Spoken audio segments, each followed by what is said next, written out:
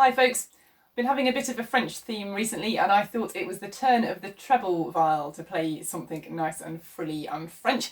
So this is a gigue from a suite by Louis Heudelinne in A major. I'm playing from a Dove House edition. It's a nice edition, it's really clearly written, nice and easy to read. There is a facsimile of this online which I find quite a handful, but I'll put you a link to it and see what you make of it.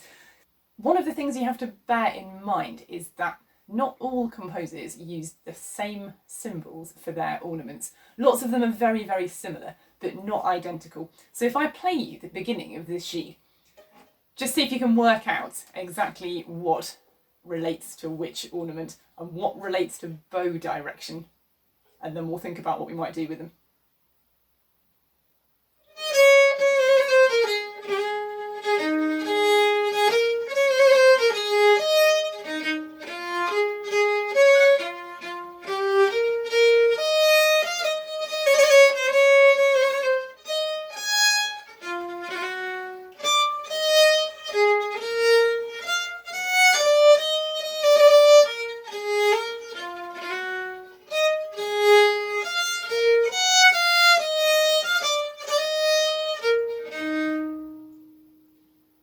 Did you get it? So the little lowercase t refers to a trill.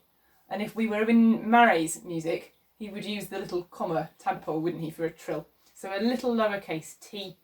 But the mordant symbol is the same. The cross still refers to a mordant. And then the bowing directions are the capital letters. So don't confuse the two. The T for the trill and the T for the tire, the back bow. So the first two indications are bowing marks, back, forward, and then a trill, which you need to start on your forefinger, and a mordant.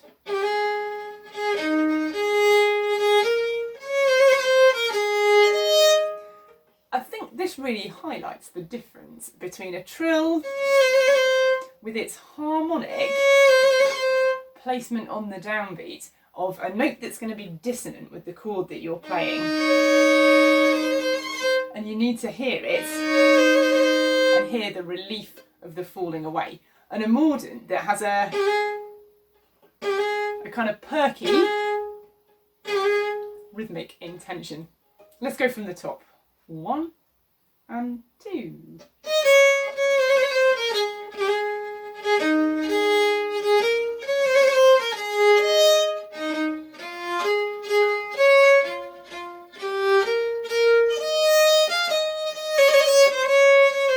Should we stop there? Just in bar 5. Resound the E to start the trill. Resound the D to start this trill. Then the bowing markings of back, forward, or pull, push. Mordant. That mordant has a potentially slightly different character. It's to colour the fact that we've put a G natural in. So I think it maybe doesn't need to be quite as quick and quite as rhythmic. I think it's partly to mark that change of tone. Let's play from 5. I'm going to play for you and see what you think. So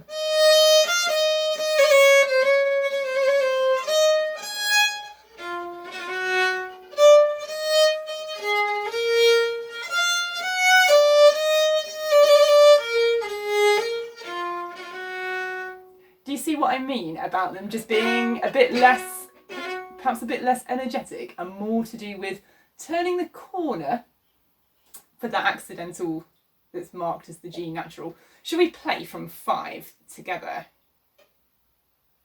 1. Oh, I think it's a back bow, by the way, and I keep starting it forward. Here we go. 1 and 2 and...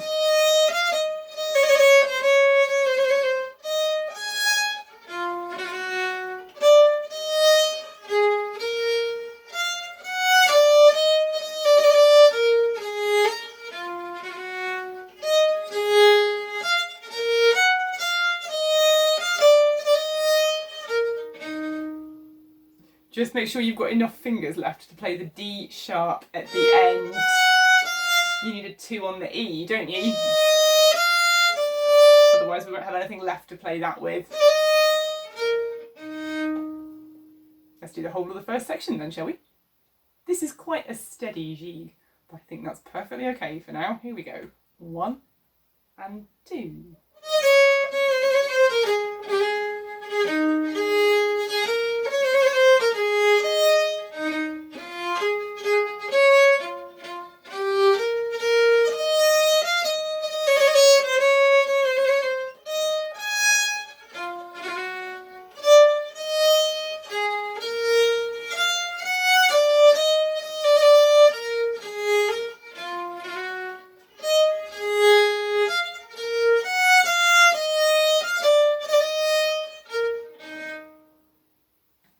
Should we go on?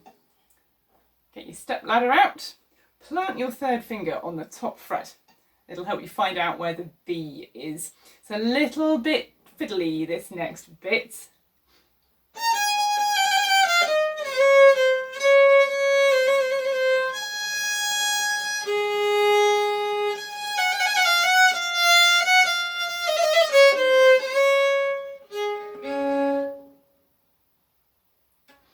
What have we got to think about in there? There's a lot going on in the first couple of bars, aren't there? So starting on a back bow, resound the A,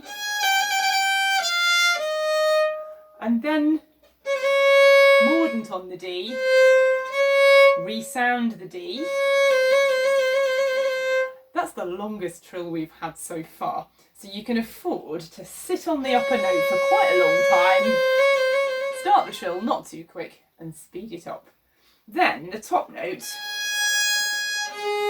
you don't let it go with your finger, it will still be here to start the next trill. Resound the F sharp, mordant, and then a little bit of tucked bowing at the end. Why don't we do that, but actually just a little bit slower? This is from the double bar. Even more under speed. There's an awful lot to think about in here. Here we go. 1 and 2.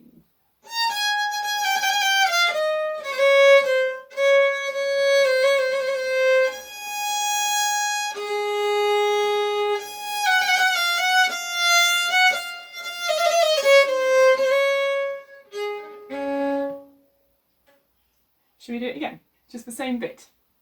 If we get there in one piece, let's go on. 1 and 2.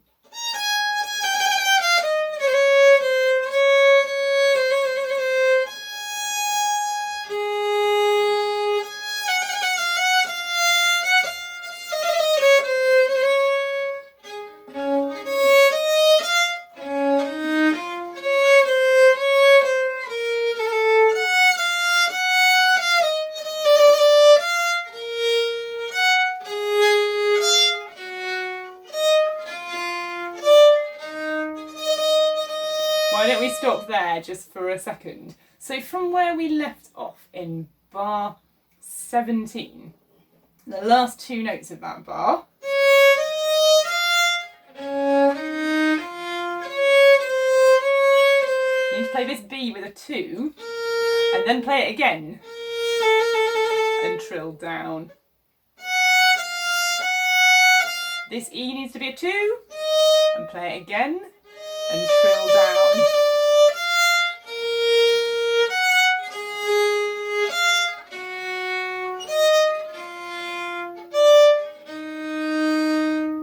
Should we try that together from the last 2 quavers of bar 17?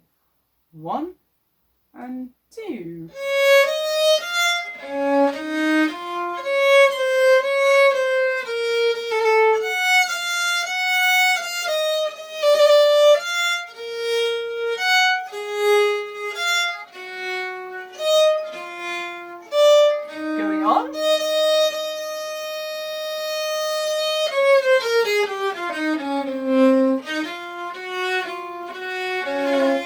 Let's just think about that. That's a double stopped chord that you can bar, F sharp to D, and you need to add your second finger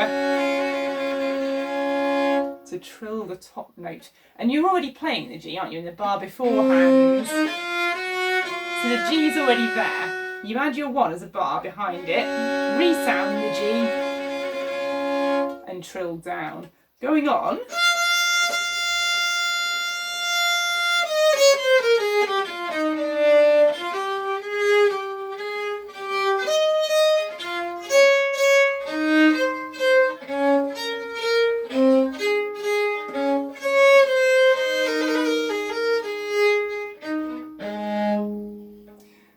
Most of the problems in this bit are actually fingering related, aren't they, rather than ornaments. There's the 1 trill at the end of that section where we've just stopped in 32. Trill over the open E string. I slurred the 2 semiquavers in as a turn at the end of the trill. It's not marked. I think it's a plausible decision. But if you really don't like it, blow them out, it's fine. But I think that it's just a bit more elegant, I think. Let's have a look at this fingering then. The problems start in 29, don't they? Running out of fingers to play that bottom F sharp with. I wonder about just reaching back with a 2 to play the E. Then you've got your 1 left for the F sharp. 1 on the D, 2 on the B. And then you've got your 1 free to play the C sharp with. 1 on the D, octave leap with a 4. And then we're back to where we've just been looking. Should we play from 23 from the top E's? It's going to be a back bow and it comes in after 1. So we'll have 2 and 1.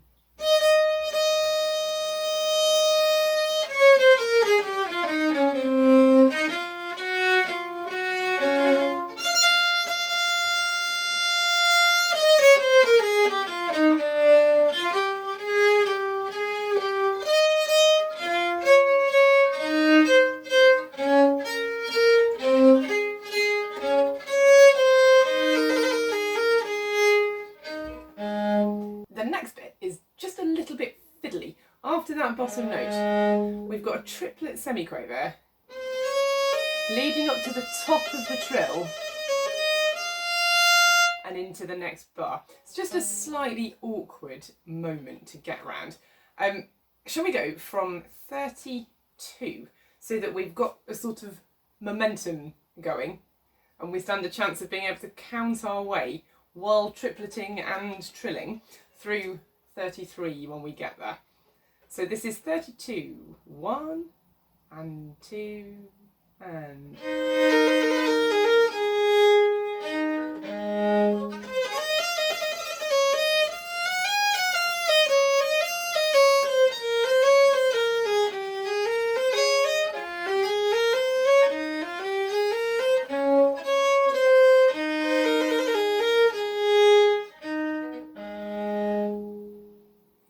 Now the last note I played, not what was printed, the last note is printed as a C sharp. It's possible, isn't it? But I'm a little bit unsure about it because if you look at the last bar of the first section, you finish on the octave, and more specifically, if you look back at 32 where we just started, you finish on the octave at the bottom, and right at the end of the piece, same cadence. I'm not sure. My inclination in there would be to make that last note of bottom A, but as you wish. Shall we do that again from 32? 32 from the trill at the beginning of that bar. 1 and 2 and...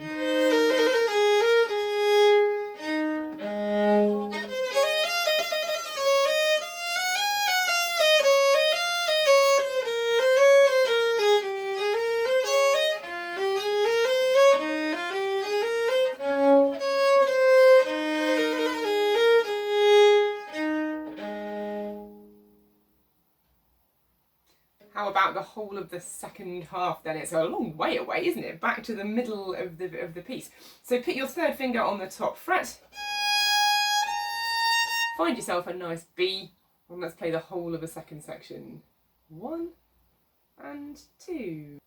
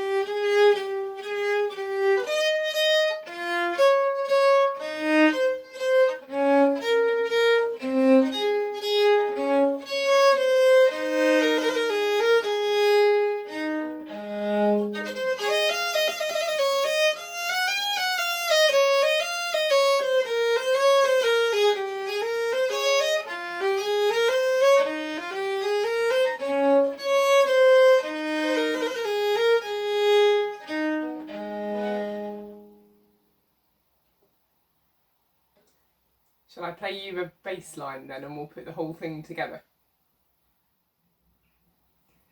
You're on your own then. I have defected to the bass parts and I've got my earphones in because even after all these months I seem not to be able to play a continuo part in time if I'm not actually accompanying somebody. So I've got the metronome ticking so that I know that I'm not messing things up by being unsteady with the beat. One thing you need to know before we try this together, bar 18 in the second section, the bass part does not play the downbeat. So don't wait for me because I won't be there. Start bar 18 on your own and the bass plays the second quaver. If you wait for me, it will be a whole quaver out for the rest of the piece. We do start together though, we start with exactly the same rhythm. Let's be not too quick. We'll do both repeats and I'll count you a bar in. 1 and 2.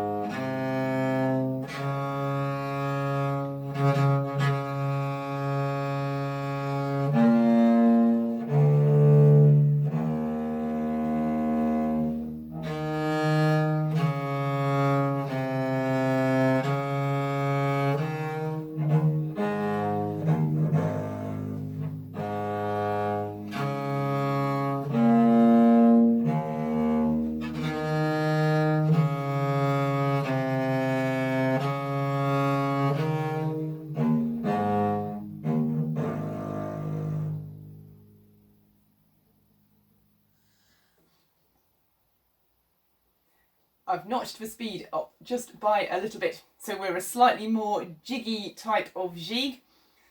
Don't panic. I'll count you a bar in again. 1 and 2.